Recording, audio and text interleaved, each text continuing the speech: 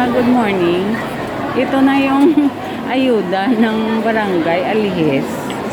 Dito binigay sa eskwelahan,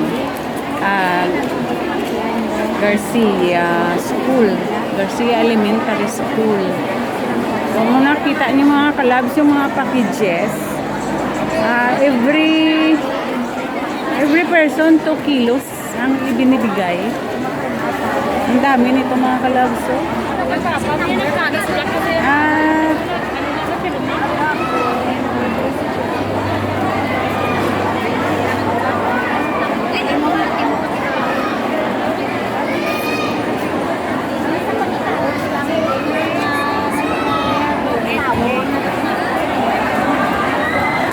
ito yung kumukuha ng ayuda sa barangay.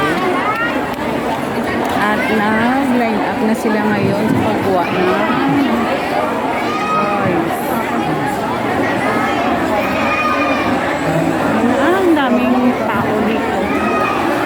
Nagla-line up para makakuha ng ayuda.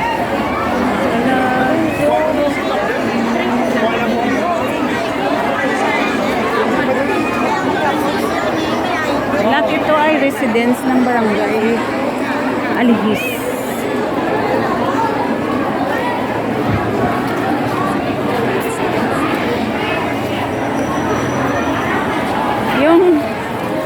Yung kaibigan ko pala na hindi maganda yung kalagayan niya. Yung mga katawan niya. Kasi medyo mainit dito sa basketball ng A.G. Garcia Elementary School. Ito na ngayon, nagbigay sila ngayon ng numbers para makakuha sila ng priority numbers sa pagkuha ng bigas. Ito yung ating mga staff na mga masipag. Tingnan nyo.